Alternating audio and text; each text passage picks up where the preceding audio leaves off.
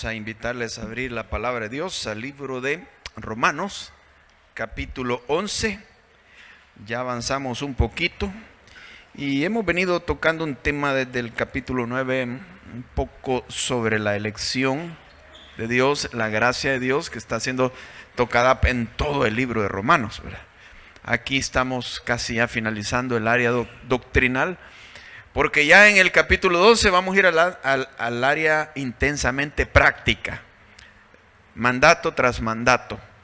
Pero antes de ir a los mandatos, Pablo se ha asegurado de que entendamos bien las cosas, para que no nos encerremos malentendiendo los mandatos como que fuera la ley de Moisés.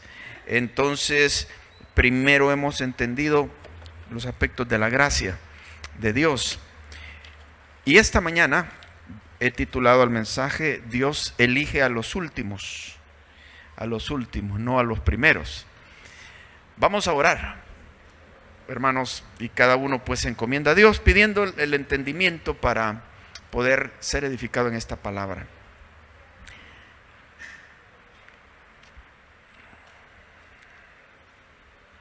Gracias Jesús, gracias Señor por estar con nosotros. Tu presencia cubre este lugar y el mundo entero. Tú eres Rey sobre las naciones, Rey de reyes y Señor de señores. Bendito sea tu nombre por siempre, glorioso Señor. Estamos aquí delante de ti, abriendo nuestro corazón, diciéndote, Señor, queremos oír de ti, queremos verte, queremos contemplarte en tu palabra.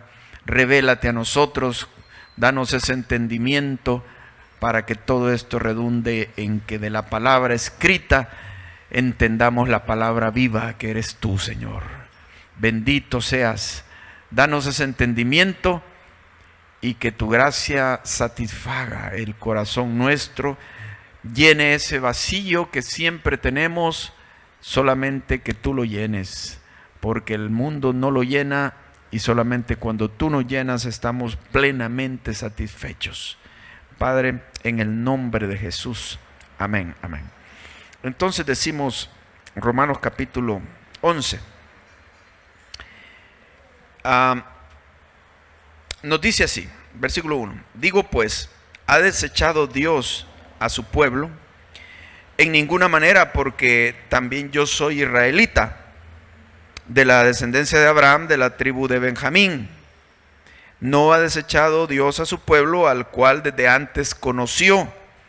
¿O no sabéis qué dice de Elías la Escritura, cómo invoca a Dios contra Israel, diciendo: Señor, a tus profetas han dado muerte, y a tus altares han derribado, y solo yo he quedado, y procuran matarme? Pero ¿qué le dice la divina respuesta? Me he reservado 7,000 hombres que no han doblado la rodilla delante de Baal. Así también, aún en este tiempo, ha quedado un remanente escogido por gracia. Y si por gracia, ya no es por obras. De otra manera, la gracia ya no es gracia. Y si por obra, ya no es gracia. De otra manera, la obra ya no es obra. Según lo que hemos estado viendo, podría quedar la duda entonces, porque Pablo ha estado hablando mal prácticamente de la actitud de los judíos, y podría quedar aquello del fracaso de ellos en seguir a Dios y en volverle la espalda. Estaría dando a entender que entonces Dios ha desechado a su pueblo. Entonces el primer planteamiento en el primer versículo. Entonces ha desechado Dios a su pueblo, y Pablo dice: en ninguna manera, porque yo soy israelita. Y nos presenta la historia del profeta Elías. En su época, la mayoría de los israelitas habían desertado, habían apostatado, y creía Elías que él había quedado solo. Y le dice a Dios: Señor, solo yo he quedado y me buscan para matarme. Y si ustedes observan bien, dice que él estaba hablando con Dios contra Israel. O sea, estaba denunciando, el profeta Elías estaba denunciando al pueblo de Israel. Así dice aquí, contra Israel. Entonces, la divina respuesta le dice: me he reservado 7,000 rodillas que no se han doblado ante Baal. En una época de tanta apostasía, Dios tenía 7,000 seguidores ahí. Entonces dice Pablo, esto muestra que Dios siempre tiene un remanente en Israel, aunque no es la mayoría. Como en aquel tiempo, así también ahora. Entonces eso da a entender que Dios no ha desechado a su pueblo Israel. O sea, no está dando a entender que el hecho de que Dios no haya desechado a Israel significa que debemos como considerar como que la nación de Israel anda en los caminos de Dios, porque no es así. La nación, los israelitas como nación no andan en los caminos de Dios, sino que es un pequeño remanente. Un remanente quiere decir un residuo. Entonces el enfoque de Dios en el pueblo de Israel es el remanente, y esto lo vemos repetido constantemente en el Antiguo Testamento, en los profetas, donde Dios apunta a un remanente, a un remanente, a un remanente, y dice que en el futuro Él va a restaurar ese remanente. Ese es el verdadero pueblo de Dios, escogido por Dios, el remanente de Israel, no la mayoría. Entonces, 7,000 rodillas. ¿Cuántos habitantes podrían haber en Israel en aquella época? Figuremos que hubiesen unos 600,000, por decir algo, poco, ¿va? 600,000 contra 7,000 es una minoría, ¿verdad? Es un remanente, es un residuo. Entonces Dios trabaja con una minoría sobre una mayoría. Por eso decimos en el mensaje, Dios escoge los últimos. Dios escoge las minorías en lugar de las mayorías. Entonces habla de que esta minoría está escogida por gracia. Gracia es bondad inmerecida. Ahora, ¿es o no es el pueblo escogido por Dios? El pueblo escogido por Dios es el remanente de Israel. Y el resto, la nación de Israel, es otro llamamiento. Son llamados por Abraham, Isaac y Jacob, porque tienen el mismo linaje, la misma sangre. Pero no son exactamente el pueblo de Israel en los cuales Dios se enfoca para salvarles, como son el remanente. Los demás, la Biblia nos escribe, están en rebeldía hasta el día de hoy. Y son condenados, si no creen en Jesús, serán condenados, aunque tengan la sangre de Abraham, Isaac y Jacob. Son descendientes, pero no necesariamente son el Israel en que Dios se enfoca. Pero el punto es también que nos viene diciendo, y lo vimos en el pasaje pasado, que Dios ha escogido un remanente, dice, de judíos y de gentiles, de ambos pueblos. Ha hecho uno. En el libro de Efesios se nos habla que ya en la iglesia no hay judío ni griego, bárbaro ni escita, hombre y mujer, sino que todos son uno, en el sentido de que todos valemos igual. Ya no hay distinción. En la iglesia ya no hay esa distinción. Que alguien es judío o no es judío. No. En sí, quienes tienen los mayores beneficios son el remanente. El remanente, y nosotros como gentiles aún llegamos a tener mayores beneficios que los judíos. Porque a nosotros se nos ha designado, un ejemplo, se nos ha designado la ciudad celestial, la Nueva Jerusalén. Es la esposa del Cordero, se dice en Apocalipsis. Al pueblo de Israel se le ha designado una tierra acá, geográfica, en nuestro planeta. ¿Qué vale más? La ciudad celestial. Si esa es la que esperaba Abraham, no tanto le ponía atención al pedazo geográfico, sino a la ciudad celestial, como nos dice en Romanos, quiero decir en Hebreos capítulo 11. Ahora, ciertamente los judíos han tenido grandes privilegios, y yo les puedo decir, han tenido grandes privilegios mientras fueron humildes. Mientras fueron humildes. Miren este texto. Y esto Dios se los da en Deuteronomio, y creo yo que es para que se ubiquen. El hecho de que Dios los haya escogido como pueblo terrenal, no significa que ellos sean mejores que nadie, pero eso es lo que se han llegado a creer hasta el día de hoy. Mire cómo les dice Dios. Les dice, pero tú eres pueblo santo para Jehová tu Dios. Pueblo santo no quiere decir que era perfecto, sino que es llamado por Dios. Eres pueblo apartado para Jehová tu Dios. Jehová tu Dios te ha escogido para hacerle un pueblo especial. O sea, no es que lo sean, sino que Él los ha escogido para que sean. O sea, los está formando, modelando, moldeando, para que seas un pueblo especial, más que todos los pueblos que están sobre la tierra. Pero fíjense bien esto, no por ser vosotros más que todos los pueblos. O sea, su condición es que ustedes no son mejores que nadie. Dios los ha escogido para hacerlo mejor, pero no lo son. Dios les va a enseñar a hacerlo, pero no es que ustedes sean mejores que nadie. Por vosotros, mejor que todos los pueblos os ha querido Jehová y os ha escogido. Pues vosotros erais el más insignificante de todos los pueblos. Y ciertamente, ¿qué era el pueblo de Israel? Una familia, y esa familia se multiplicó, y durante 400 años estuvieron como esclavos en Egipto. Era un pueblo de esclavos. En esa época habían imperios poderosos, mucho mejor que el pueblo de Israel, y en el día de hoy también hay civilizaciones e imperios, y hay naciones mucho más fuertes que el pueblo de Israel. Entonces Dios no los escoge porque sean especiales. Claro, se dice que hay tantos premios Nobel judíos y lo que han... Sí, pero también otras naciones han tenido grandes inventos y avances. No solo los judíos. Entonces, no es por eso que Dios los escoge, porque sean mejores que otros. Hay que entender bien esto, hermanos. Dios es el grande, no el pueblo de Israel, no el judío por ser judío, descendiente de Abraham. Es Dios el grande. Y si Dios decide bendecir a alguien que no es judío, no es el pueblo de Israel quien nos bendice, es Dios quien bendice. Lo digo porque algunos se vuelven así como veneradores, ¿verdad?, del judío y evangélicos, ¿verdad?, y caen en trampas. Eso es largo de hablarlo, pero bueno, vamos a esto.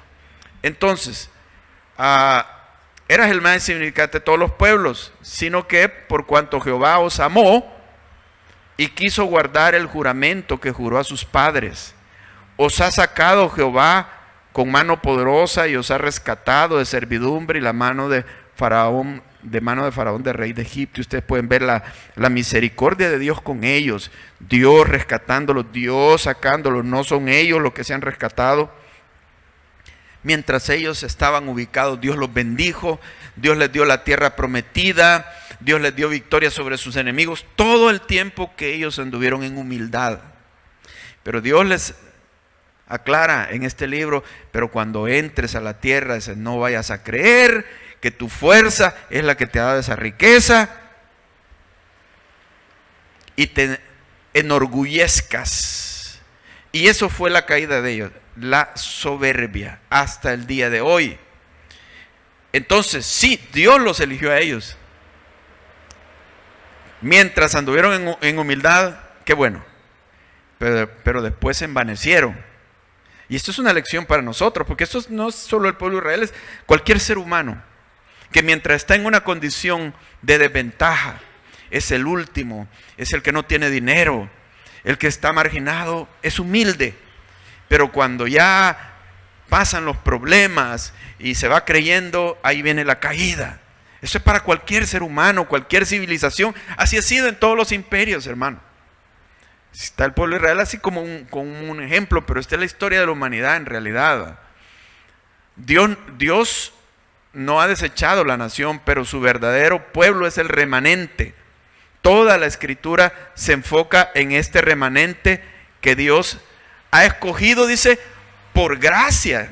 Leímos aquí, es por pura gracia, y gracia es bondad inmerecida, no tiene nada que ver con méritos propios. Ahora, si la gracia se mezcla con las obras, ya no es gracia. Aquí dice, y si es por gracia, ya no es obra.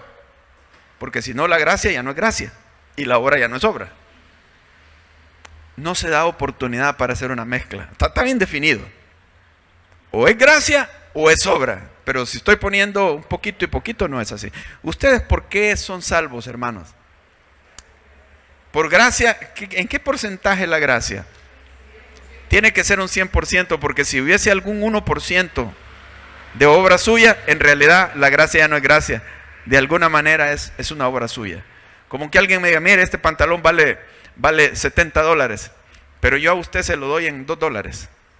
¿Qué sería eso? ¿Sería un regalo? No, sería una ganga, pero no sería un regalo. Porque aunque sea $2, me está cobrando. Entonces, no hay ningún 1%, entienda bien, de su salvación. No es que yo escogí a Jesús, que yo me arrepentí de mis pecados. Dios te dio el arrepentimiento. Dios te dio la fe. Si no, tú estabas totalmente ciego y muerto en tus pecados. Fue Dios quien te quiso salvar. Entonces, es 100% la gracia de Dios, ¿verdad? Y que esto no se nos olvide, hermanos. Esto nos debe de seguir toda la vida, hasta el último momento, aún cuando ya como cristiano, yo era pecador antes, pero ahora ya yo tengo un buen puesto en iglesia. A mí me han echado flores, han dicho que yo pues soy un gran hermano en Cristo, cristiano, que tengo talento para cantar, para predicar, y tú comienzas a pensar así, ahí te arruinaste. Que si Dios te da don y talento, es pura gracia de Dios, porque no podrías hacer eso si Dios no te da la capacidad. Y tampoco el que tengas talento cubre los pecados que has hecho. Los pecados te descalifican totalmente, aunque tengas carisma. Entonces, de alguna forma, hermanos, siempre estaré necesitado de la gracia de Dios hasta el último momento de mi vida. Y eso tiene que estar en mi mente para que yo no me ensoberbezca, como le sucedió al pueblo de Israel hasta el día de hoy. Mientras fueron humildes, fueron bendecidos.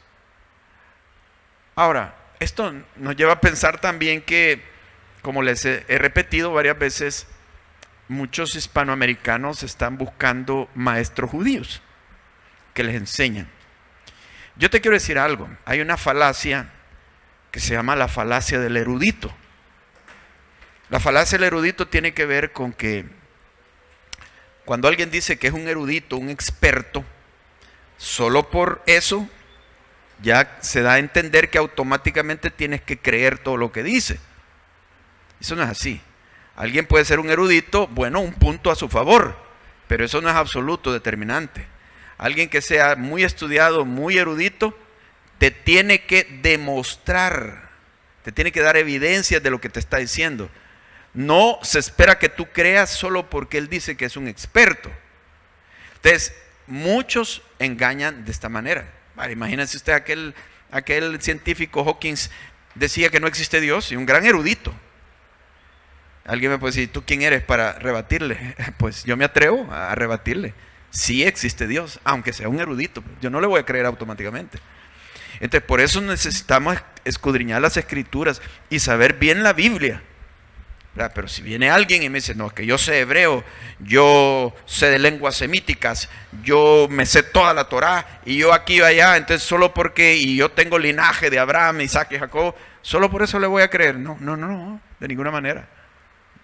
Entonces, muchos andan buscando maestros judíos, pero miren lo que dice la Escritura acá, que dice versículos 6 al 10 de nuestro pasaje. Dice, y si por gracia, bueno, versículo 7, ¿qué pues? Lo que buscaba Israel no lo ha alcanzado, pero los escogidos sí lo han alcanzado, y los demás fueron endurecidos.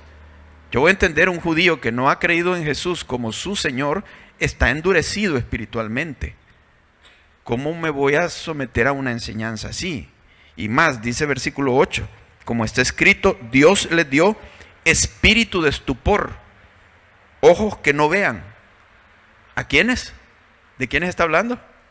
Del pueblo de Israel. Sí dice. Ahora, no me pongan una demanda a mí porque yo no me lo he inventado.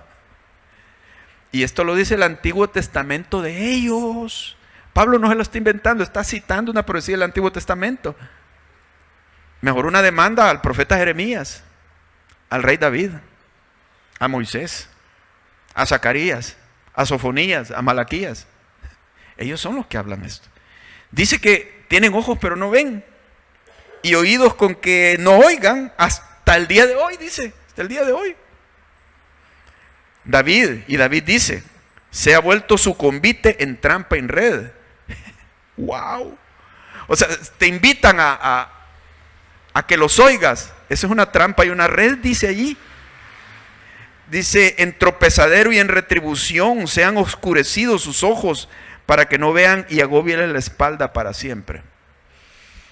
Entonces uno debe de entender, es un tiempo de rebeldía, donde rechazan a Jesucristo como el Mesías. ¿Cómo yo me voy a someter a que me guíen? Aunque me digan que ellos son los que saben el hebreo.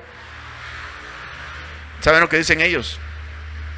¿Quiénes son ustedes, los gentiles, para venir a decirnos qué es lo que nuestra Biblia dice? ¿Quiénes son ustedes? Claro, nosotros no somos hijos de Abraham, ¿verdad? Sí, no lo somos. Pero Dios muchas veces escoge a los últimos y no a los primeros. Dios no hace acepción de personas.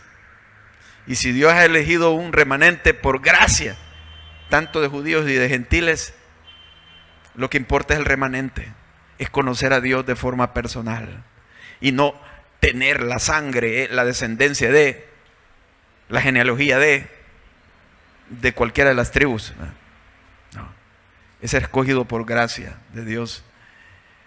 Ahora, yo te digo a ti como cristiano también, Dios te ha elegido, pero no eres el mejor. Y te ha elegido no por tus obras. Mira bien lo que aquí dice.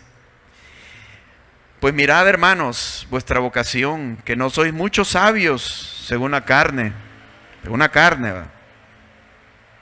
Ni muchos poderosos, ni muchos nobles. ¿Hay alguna celebridad de Hollywood aquí entre nosotros, hermano? Levanta su mano. Le están levantando la mano ahí. ¿Verdad que no hay?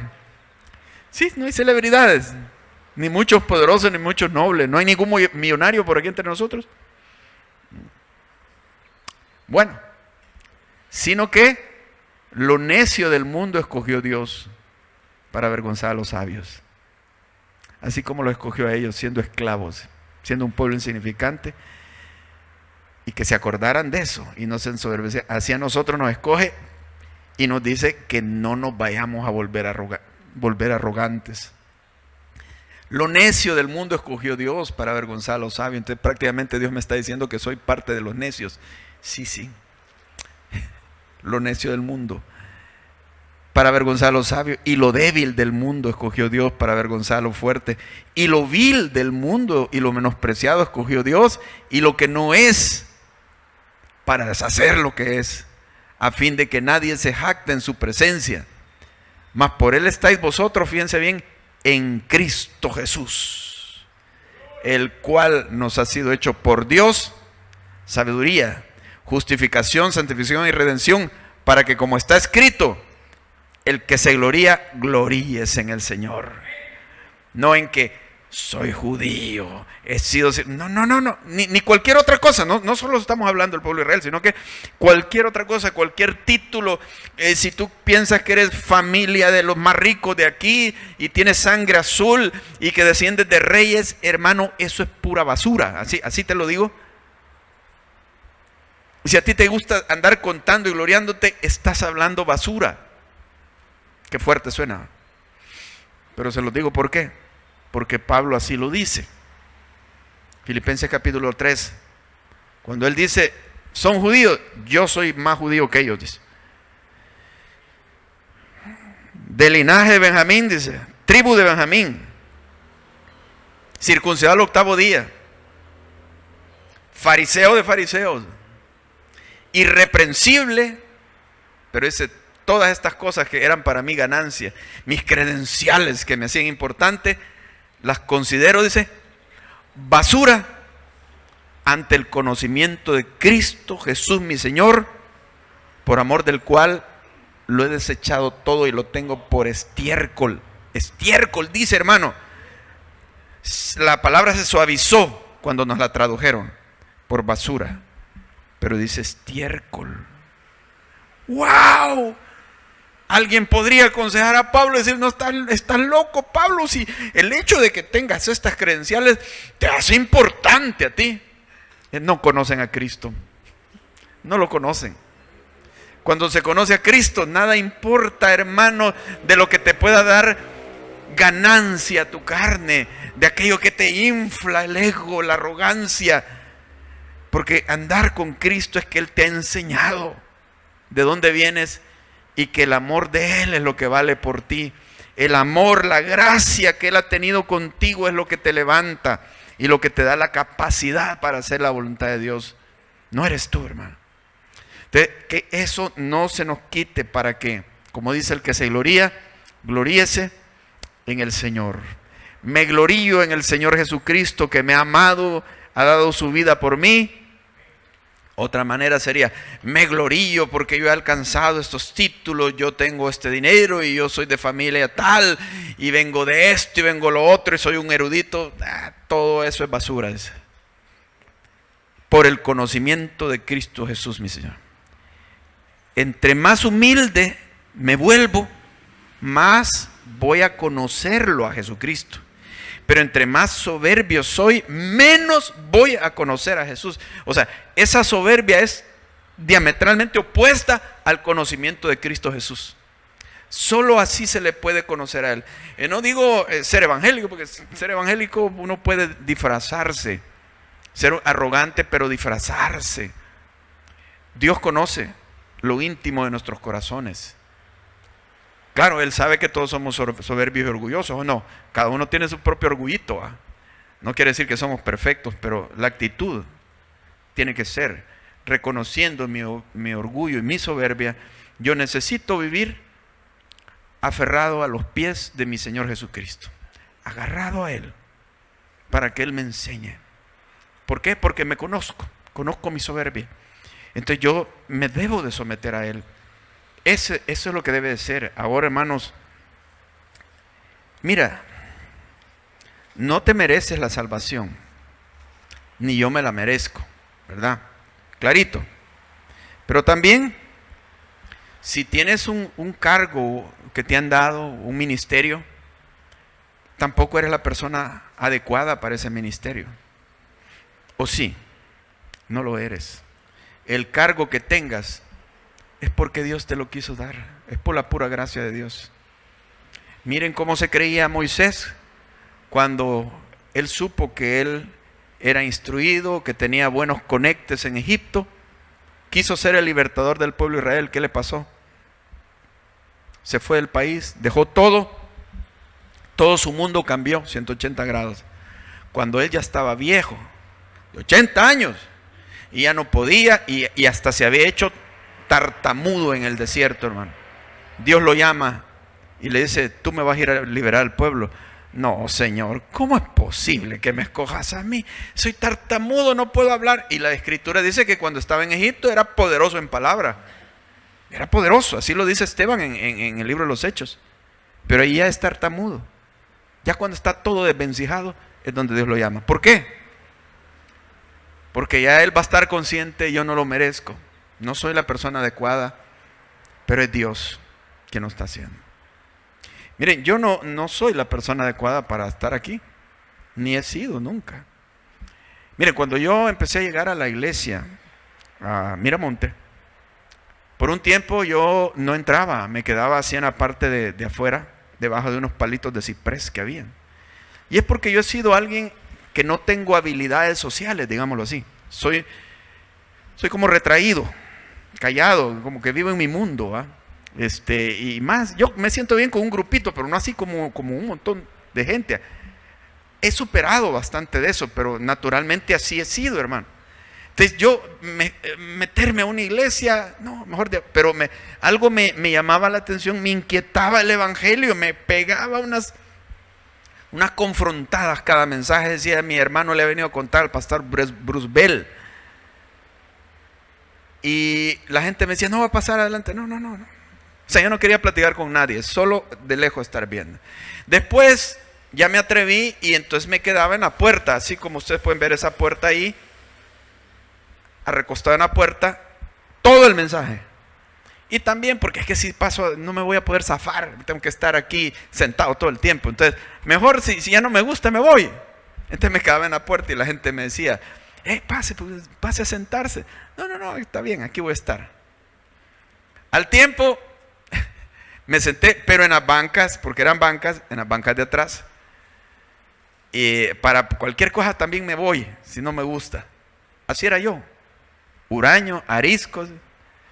Entonces yo no encajaba, no me sentía bien cuando había mucha gente. Así era.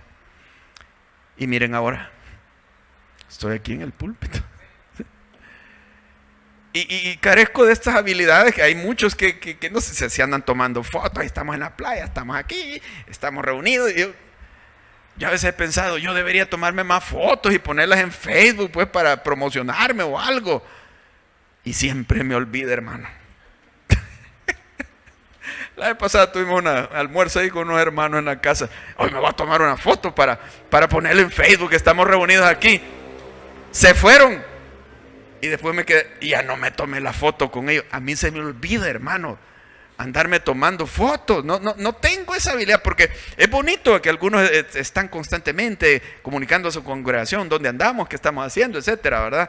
Sería bonito, pero a mí se me va. No estoy hecho para eso, pero bueno, creo que debería, pero así he sido. Entonces considero yo que no soy la persona para estar acá. Sí me gusta leer, me gusta investigar y me gusta enseñar. Pero digo, Dios escoge al que no es el adecuado. Entonces yo me pongo a pensar en el caso tuyo, ¿verdad? ¿En qué cosas te cuesta? Y aún les digo que los primeros, cuando yo entré a la Miramonte, me convertí todo. Los primeros años, y esto no lo sabe la gente, tenía unas luchas en esos campamentos, porque había un montón de jóvenes. Porque yo me sentía que no encajaba, me sentía desubicado. Extraño, ¿verdad? Pero es que así era mi forma de ser. Y Dios me elige para pastor, hermano. Cosas que uno no entiende. Así que, mi hermano, te animo. Si Dios te ha llamado a hacer algo, Él te respalda, Él te ayuda. Pero te recuerdo, no eres la persona idónea. Por eso mejor humíllate y depende de tu Señor. En segundo lugar, Dios elige un pueblo extraño sobre el pueblo escogido. Primero, Dios eligió una minoría sobre la mayoría. Ahora Dios elige un pueblo extraño sobre el pueblo elegido, el pueblo privilegiado. Ahora, dice en el versículo 11, digo pues, han tropezado los de Israel para que cayesen. En ninguna manera, pero por su transgresión vino la salvación a los gentiles, para provocarles a celos. Y si su transgresión es la riqueza del mundo, y su defección la riqueza de los gentiles, cuanto más su plena restauración. Mire, Dios tenía el plan de salvar a los gentiles, a través de manifestarse en los judíos. Y Dios les revela el propósito en Deuteronomio, que si ellos andaban en sus leyes, ellos iban a hacer luz a las naciones. La gente iba a admirar las leyes y de esa manera iban a conocer al Dios de Israel como su propio Dios también. Pero los judíos fracasaron en esto. Primero, porque ellos le daban la espalda a Dios constantemente. Y eso los hizo que casi siempre estaban en una crisis de desobediencia espiritual. Hasta el día de hoy. Hasta el día de hoy rechazan a Jesús, su Mesías. Y ustedes saben la historia.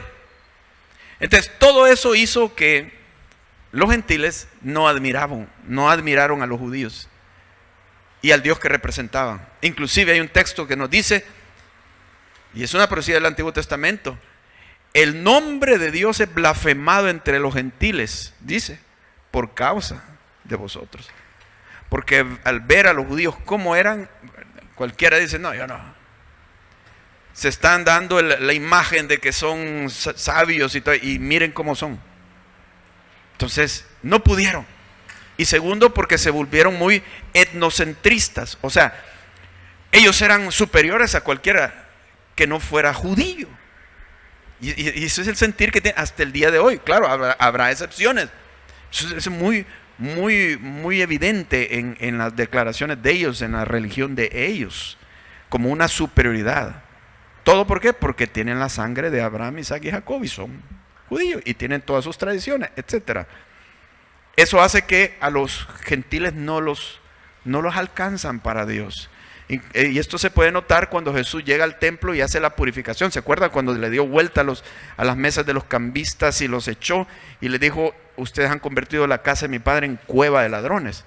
Sí, era el templo, porque Dios había designado que una zona del templo se llamaba el atrio de los gentiles, para que los gentiles llegaran, gentiles son los no judíos, llegaran a adorar a Dios, a buscar a Dios en oración, pero a ellos no les importaba. Entonces lo que habían hecho allí, pusieron un montón de ventas de palomas, de corderos, todo lo que se iba a dar en el sacrificio, y les habían puesto un precio alto, y por eso era una cueva de ladrones.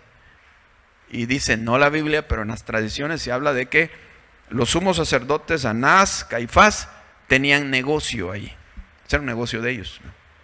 Entonces, ¿qué muestra?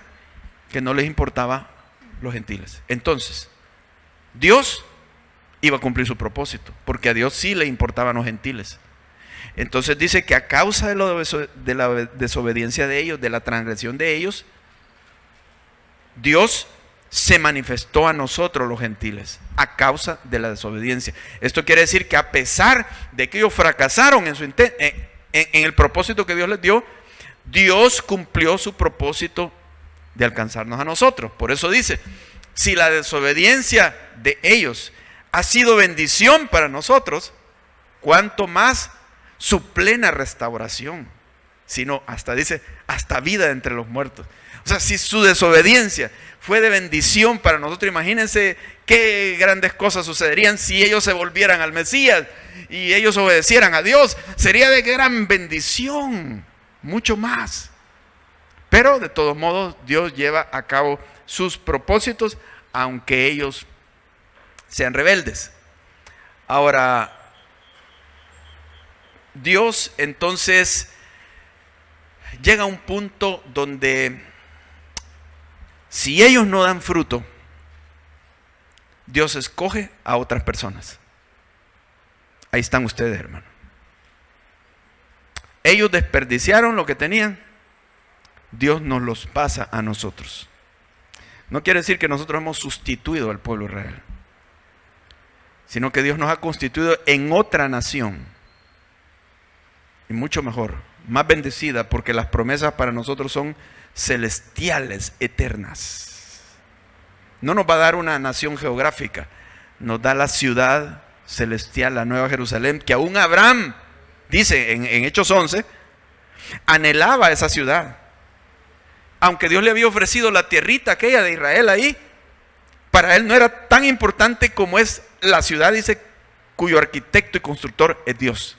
Eso era lo que él esperaba, más que la tierra de Israel. Y la Nueva Jerusalén se le llama la esposa del Cordero. Es nuestra. No es que los hemos sustituido, pero las promesas para nosotros son mejores. Qué bendición, sin ser judío, ¿verdad? Sin haber tenido toda la tradición, sin tener el idioma hebreo, sin tener nada de eso, hermanos. Ha sido la pura gracia de Dios, así como la fue con ellos cuando los eligió. Así que el mensaje es que nosotros debemos de aprovechar y valorar esto. Pero vamos a Lucas 14, donde quiero terminar con este pasaje muy interesante sobre esto. Lucas 14, versículo 15. Los convidados a las bodas, o la parábola de la gran cena, versículo 15. Oyendo esto, uno de los que estaban sentados con él a la mesa le dijo: bienaventurado el que coma pan en el reino de Dios, pensando que eran los judíos los que iban a disfrutar de esto. Y miren lo que les dice. Entonces Jesús les dijo: un hombre hizo una gran cena y convidó a muchos, y a la hora de la cena envió a su siervo a decirle a los convidados: venid, que ya todo está preparado. Y todos a una comenzaron a excusarse El primero dijo: he comprado una hacienda y necesito ir a verla, te ruego que me excuses. Otro dijo: he comprado 5 yuntas de bueyes y voy a probarlos, te ruego que me excuses. Y otro dijo: acabo de casarme y por tanto no puedo ir. Vuelto el siervo, hizo saber estas cosas a su señor. Estos primeros invitados son los judíos, son los invitados especiales de Dios. Les manda la invitación, como cuando usted va a hacer una reunión. Usted se voy a invitar a o sea, sus amigos, su gente especial. Pero resulta que sus amigos especiales no fueron y lo dejaron plantado. Entonces, ¿qué hace Dios? ¿O qué hizo este señor? Dice versículo 21, vuelto el siervo, hizo saber estas cosas a su señor. Entonces, enojado, el padre de familia dijo a su siervo: ve pronto por las plazas y las calles de la ciudad, a las naciones gentiles, y trae acá a los pobres. Ahí está usted, estoy yo. Los que no conocían a Dios, los pecadores, los que adoraban ídolos, mayas, aztecas, españoles, lo que fuera. Trae a los pobres, los mancos, los cojos y los ciegos, o sea, aquellos a quien que no fueron invitados desde un inicio. Tráelos. Y dijo el siervo: Señor, se ha hecho como mandaste y aún hay lugar.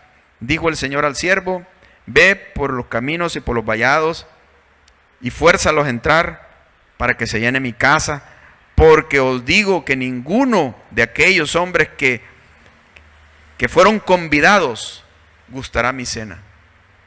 Aquellos no quisieron venir, pues se van a quedar fuera. Ahora vengan todos los pobres, los mancos, los ciegos, los pecadores, vengan. ¿No era ese el mensaje de Jesús? Llamando a todos, dándole los privilegios que les ofreció a los hijos, a los primeros invitados especiales, y no lo quisieron. Gloria a Dios, ¿verdad? Qué hermoso lo que Dios nos ha dado. Y miren este otro texto, dice: por tanto os digo que el reino de Dios será quitado de vosotros. ¡Wow! A los judíos. El reino de Dios será quitado de vosotros y será dado a gente que produzca los frutos de él. Lo que se esperaba. Esto quiere decir, hermanos, que Dios nos puede dar un privilegio, pero si nosotros no cumplimos ese privilegio, lo menospreciamos, Dios mismo también nos lo puede quitar. Hermano, si tú tienes un cargo, un privilegio, estás sirviendo acá en la iglesia en algo, ese privilegio cúmplelo. Sé responsable en eso.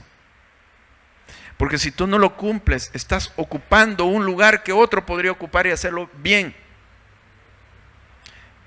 A veces por pena, ¿verdad? No se le dice a alguien: mira, hermano, mejor hazte a un lado porque este ministerio se lo voy a dar a fulano. Creo que no. Tenemos años y no estás haciendo nada. Pero hacer eso, claro, es ganarse a veces enemigos, es meterse en un problema porque toda la familia va a reaccionar y porque le están quitando el... Pero sería justo hacerlo. Dios lo hace. Será quitado de vosotros y será dado a otros. Así que si Dios me ha dado un privilegio, mi hermano, tú lo tienes, cúmplelo fielmente. No está esperando que seas perfecto, pero que sí que seas responsable, que seas fiel, que tu corazón esté para servir a Dios, aún en aquello que dice: no tengo la capacidad para esto, el talento, pero quiero hacerlo. Y lo hace, hermano. Mucho me admira el hermano Magdiel, ustedes lo recuerdan, ¿verdad?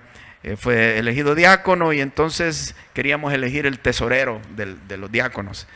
Y entonces estábamos pensando quiénes, y él creo que es como administrador de empresa, una cosa así. Pero no, y dijimos: Magdiel, ¿te quiere hacer tu cargo de la tesorería? Y nos dijo: miren, yo tengo esta profesión, pero yo de contabilidad no sé, me dijo. De esos números yo no sé. Pero dijo: pero le voy a entrar, dijo. Me voy a hacer cargo. A mí me impactó, me desafió. Wow, dije. Qué bonito. Y me retó y me ha quedado como una lección pues en la vida Es que es el corazón el punto. No los talentos y habilidades, que son buenos, pero es qué corazón tienes para hacer las cosas. Esta iglesia puede hacer muchas cosas, hermano. Podemos hacer muchas cosas. Todo es que nos pongamos con una actitud de humildad, como la que vimos. Dios me ha elegido por gracia. Que nos haga estar aferrados al Señor, a sus pies, dependiendo de Él. Y si Dios me ha dado este privilegio, aquí estoy, Señor. ¿Qué quieres que haga? Esa responsabilidad puede llevarnos a alcanzar mucha gente para Cristo y hacer muchas cosas. Vamos a orar en este momento.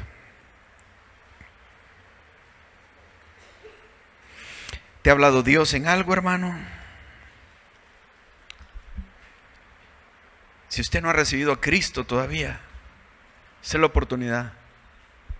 Tal como esté, sus pecados, sus faltas, sus defectos, usted está consciente. Dios le llama. Cristo pagó sus pecados. Venga Jesucristo, recíbalo. Dios está viendo el corazón, no sus talentos, habilidades, sino su corazón para con Él. Si usted se humilla y dice: yo reconozco, Señor, yo soy pecador, yo necesito de ti más que de nada, de nadie en la vida, de ti, sálvame, Señor. ¿Cómo van a creer que Dios se va a hacer el rogado y va a desviar su oración? Dios le va a atender. Venga Jesucristo hoy, pero está en usted, porque Dios podría ofrecerle algo maravilloso, pero usted decir que no, entonces usted desaprovechó. Dios ofrece una gran salvación en Cristo. Usted no puede salvarse por sus obras, la religión no le puede salvar, sino que es Cristo. Recíbalo en su corazón. Ahí donde usted se encuentra, dígale al Señor en sus propias palabras. Que Dios no está buscando elocuencia para orar. Vimos que Dios no es como el hombre. Dios ve nuestra sencillez, nuestro corazón, nuestra condición. Es Él el grande, no es nadie. Pero ese Dios grande le ama. Entréguese a Él. En sus propias palabras dígale: Señor, perdóname. Perdóname. Te recibo como mi Señor y Salvador. Dígaselo ahí donde usted se encuentra. Sus propias palabras. Si usted lo está haciendo, lo hizo, pues amén. Le aconsejo que le diga a la persona que lo invitó que ha tomado esta decisión para recibir consejería espiritual.